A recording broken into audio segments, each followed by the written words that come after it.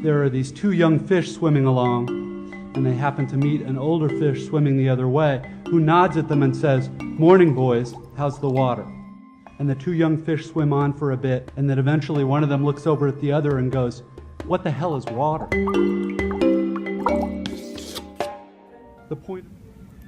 Hey, class of 2015. I don't know why Miss Kenny's laughing right now. Maybe she knows that a good joke is coming. But I want to start out this presentation with a joke about water. So, class of 2015, what is the chemical compound of holy water? I don't know, Mr. Johnson. Shout it out, everybody!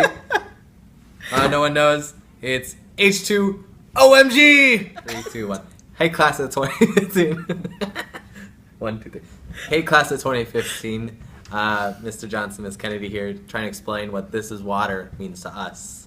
And for me, "this is water" is an active choice in the way we choose to perceive the world around us.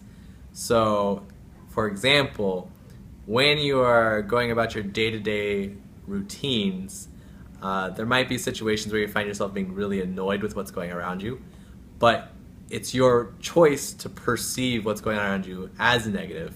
But if you can choose to see what's going around you positively, that is what "this is water" means.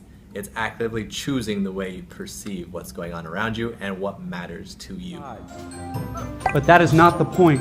The point is that petty, frustrating crap like this is exactly where the work of choosing is going to come in. Because the traffic jams and crowded aisles and long checkout lines give me time to think. And if I don't make a conscious decision about how to think and what to pay attention to, I'm going to be pissed and miserable every time I have to shop. Because my natural default setting is the certainty that situations like this are really all about me. About my hungriness and my fatigue and my desire to just get home. And it's going to seem for all the world like everybody else is just in my way. And who are all these people in my way? And look at how repulsive most of them are, and how stupid and cow-like and dead-eyed and non-human they seem in the checkout line. Or at how annoying and rude it is that people are talking loudly on cell phones in the middle of the line. And look at how deeply, personally unfair this is. If I choose to think this way in the store and on the freeway, fine. Lots of us do. Except thinking this way tends to be so easy and automatic that it doesn't have to be a choice. It is my natural default setting. It's the automatic way that I experience the boring, frustrating, crowded parts of adult life when I'm operating on the automatic, unconscious belief that I am the center of the world and that my immediate needs and feelings are what should determine the world's priorities. The thing is that, of course, there are totally different ways to think about these kinds of situations. In this traffic, all these vehicles stuck and idling in my way, it's not impossible that some of these people in SUVs have been in horrible auto accidents in the past and now find driving so terrifying that their therapist has all but ordered them to get a huge, heavy SUV so they can feel safe enough to drive. Or I can choose to force myself to consider the likelihood that everyone else in the supermarket's checkout line is just as bored and frustrated as I am, and that some of these people probably have much harder, more tedious or painful lives than I do. Again, please don't think I'm giving you moral advice, or that I'm saying you're supposed to think this way, or that anyone expects you to just automatically do it, because it's hard. It takes will and effort, and if you are like me, some days you won't be able to do it, or you just flat out won't want to. But most days, if you're aware enough to give yourself a choice, you can choose to look differently at this fat, dead-eyed, over-made-up lady who just screamed at her kid in the checkout line. Maybe she's not usually like this. Maybe she's been up 3 straight nights holding the hand of her husband who's dying of bone cancer. So I would define "this is water" as similar to what Mr. Johnson said. To me, the image that stands out the most from the speech is when we see the people waiting in line at the grocery store. It's a very mundane and ordinary activity that theoretically one does every week or every 2 weeks. But it's all about how you choose to look at that opportunity throughout your week. So it's about finding the positive in even something that is so simple as going to the grocery store. Great job, Ms. Kennedy. Thank you, Mr. Johnson. All right, Ms. Brecker, what does "this is water" mean to you? This is water, to me, means like, what is it that gives me perspective on life? So when I'm going through my adult mundane life, which is waking up super early like we all do, getting on the train, working late hours and coming home, I think about what is it that keeps me going and what is it keeps me positive. And I think about my students and I think about my girls, my advisees. They're my water, they're what keep me going and keep me realizing that life isn't all about me, it's about what I do in this world and how the world reacts to what I do in it as well. Thank you. By way of example, let's say it's an average adult day, and you get up in the morning, go to your challenging white-collar college graduate job, and you work hard for 8 or 10 hours, and at the end of the day you're tired and somewhat stressed, and all you want is to go home and have a good supper and maybe unwind for an hour and then hit the sack early, because of course you have to get up the next day and do it all again. But then you remember there's no food at home. This is water means I'm aware of my surroundings. I have the choice to be aware of my surroundings. I can perceive every situation in my life differently because I have that choice to do that. Hi, Miss Glenda. What does "This is water" mean to you? When I first watched the video, This is Water, I think the first thing that I thought of was the quote that's in the dean's office and the quote that I know Ms. Kennedy uses a lot, which is, "Be kind, for everyone is fighting a battle you know nothing about." So when I think about This is Water, it's about actively making choices to be considerate and be good to the people around me, and to be aware that everybody has their own struggle and that it is my responsibility to be as empathetic or sympathetic as I can be to them. Thank you. My favorite speech from Charlie Chaplin says the same thing as This is Water. It says that you have the power to create happiness. You, the people, can do that. You can make this life rich and beautiful and a wonderful adventure. It's just about the ability to shape the world around you by the simple act of deciding that it's going to be better around you. That's what water is. Okay, 2015. So we're now going to start transitioning to an assignment that the Johnson's, Gents, and Kennedy's Kin had on our day that we explored the neighborhoods of Chicago. I'm going to pass it over to Ms. Kennedy real fast to explain what the assignment was. So our assignment was modeled after the Instagram handle that is Humans of New York. And the concept is the person who is behind that Instagram page goes around and interviews people.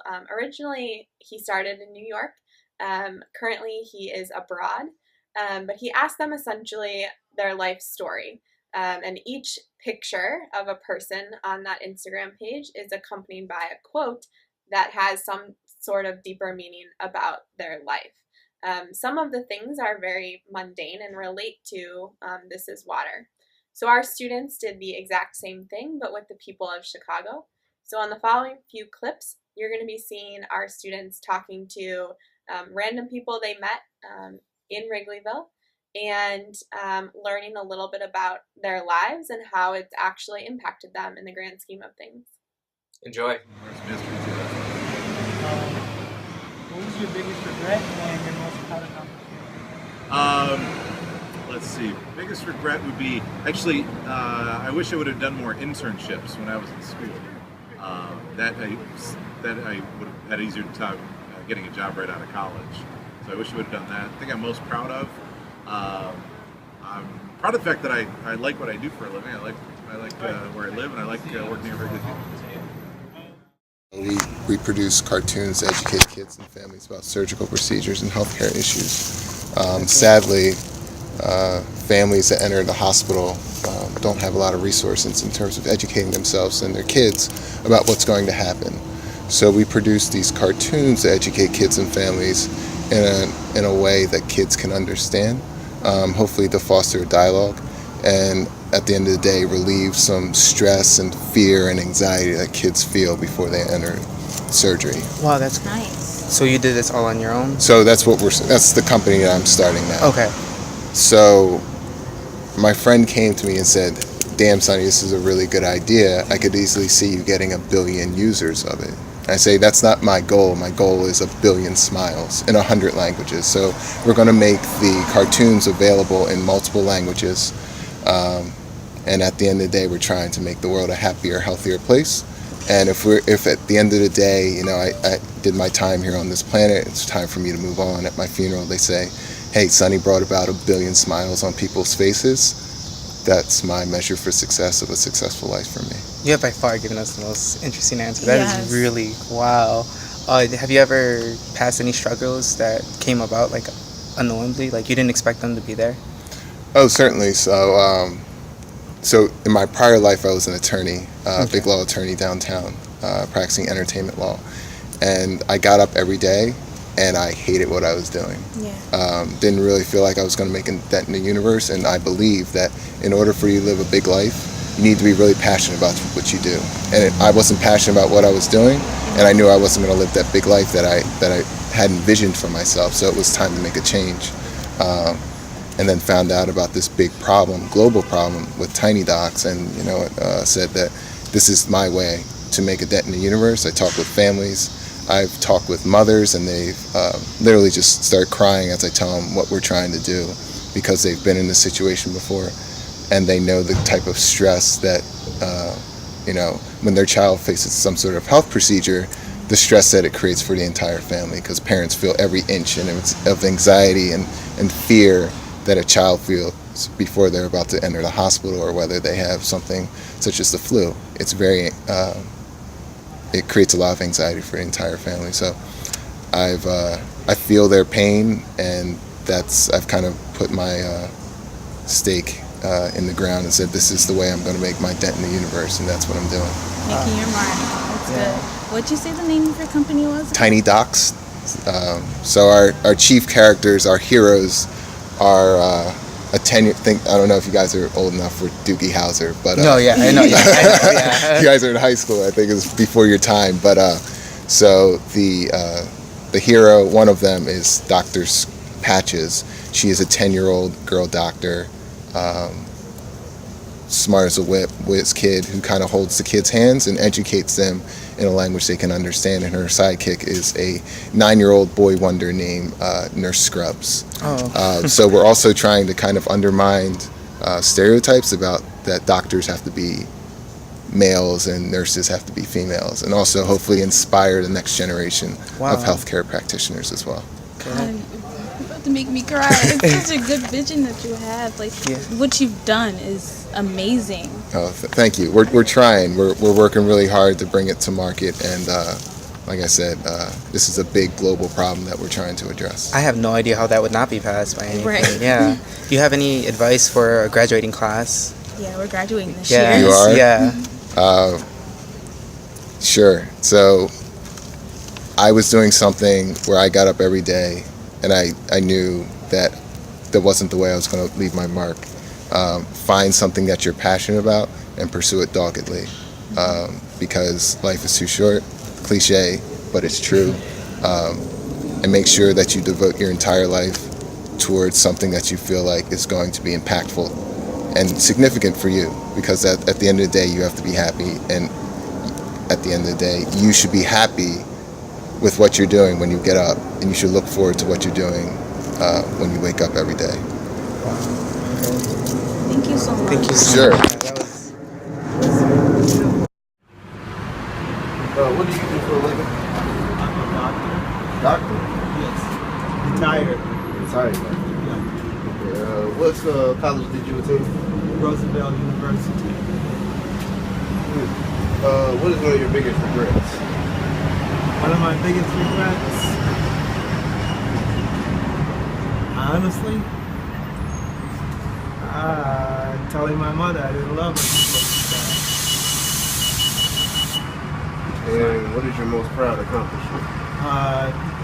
My degree. Okay. Thank you for your time.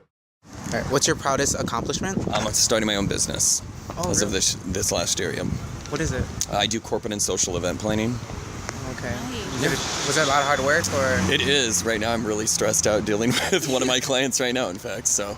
Oh, okay. But yeah, it's good. It's good. Did it take a lot of work? It has taken more diligence than anything else I've done in my life. So. That's actually. Is So it you love what you do, right? I love. Yeah. It's. I found my passion. I absolutely love what I do. So. Do you see yourself doing this job still in the future? Or? Oh yeah. This is for the rest of my life. Oh, okay. So it's a whole lifelong thing Yeah. going on. Oh yeah. Cool. So yeah. Does it? Do you have a lot of good like benefits, like as in like meeting new people or Meeting new people, it's very social. There comes the financial parameters of just business in general and figuring out financing and so forth like that. But no, it's definitely rewarding. The the rewards outweigh the stress. So. Do you think there was one struggle that came to that kind of like caught you off guard? Thinking I thought I knew more about business than what I actually did. Yeah. Do you think college at least helped you with that? Oh or? yeah. I mean, definitely college without a question. And also, I also not just college, but I also think having a working background as well just helps you acclimate, understanding business in general and kind of just a work ethic. You can study everything in the books, but until you really get down to it, you don't know much until you experience it. And you're like, what do I do? Books can tell you everything until you're in that moment. So. That's cool. What college did you go to? School of the Art Institute of Chicago. Nice. Is there any advice you have for up-and-coming business people?